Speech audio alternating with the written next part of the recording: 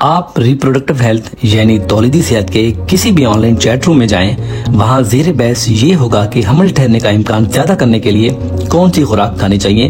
तौलीदी सेहत के लिए सप्लीमेंट के अलावा ऐसी ग़िज़ाएं भी मौजूद हैं जिनके लिए ये ख्याल किया जाता है कि ये प्रेगनेंसी के लिए बहुत जरूरी हैं। सुनी सुनाई बातें और तमाम एक्सपर्ट्स के मिक्सअप अपनी जगह, लेकिन इस बारे में असल शवाहिद क्या कहते हैं? क्या वाकई ये तमाम चीजें और ग़िज़ाएं मर्द और औरत की तौलीदी सेहत में क्या वाकई इजाफा करती हैं? क्या वाकई पेट में मौजूद बच्चे की नशोनुमा बेहतर हो सकती है और कितनी मदद मिलती है? आज हम डिटेल में बात करेंगे कि तौलीदी सेहत के लिए ये सप्लीमेंट और ग़िज़ाएं कितना जरूरी हैं। माहिरीन कहते हैं कि सेहतमंद हमल और बच्चे की नशोनुमा के लिए कुछ खास ग़िज़ाएं अज्जा जैसा कि फोलिक एसिड मददगार साबित हो सकते हैं।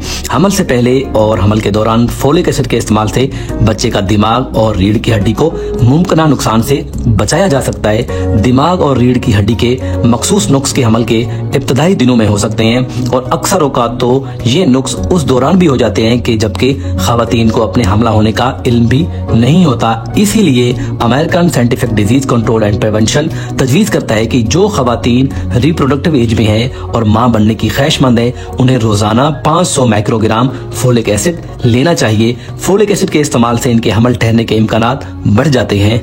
लेकिन क्या फोलिक एसिड के अलावा भी कोई खुराक या सप्लीमेंट मौजूद है? क्या तौलीदी सेहत के लिए ग़िज़ा जैसी कोई चीज जो हमल ठहरने के अमल को वाकई बढ़ा सकती है? ये समझने के लिए ये जरूरी है कि आपको पता हो कि हमल ठहरता कैसे है। दुनिया भर में ऐसे जोड़ों की तादाद बढ़ती जा रही है जो एक बरस तक गैर महफूज सेक्स के बावजूद हमल नहीं ठहरता और इसकी कई वजूहात हो सकती हैं। खवातीन के मामले में ऐसा हो सकता है कि बच्चा दानी सेहतमंद अंडे पैदा ना कर रही है, अंडा बच्चा दानी से रहम तक मुंतकिल ना हो पा रहा हो। अगर अंडा ये सफर बाआसानी तय भी कर ले, स्पर्म से मिलकर फर्टिलाइज भी हो जाए, लेकिन बाज दफा रहम से यूट्राइन की लाइन में इम्प्लांट नहीं हो पाता, ये इम्प्लांट भी हो जाए तो जिंदा नहीं बच पाता।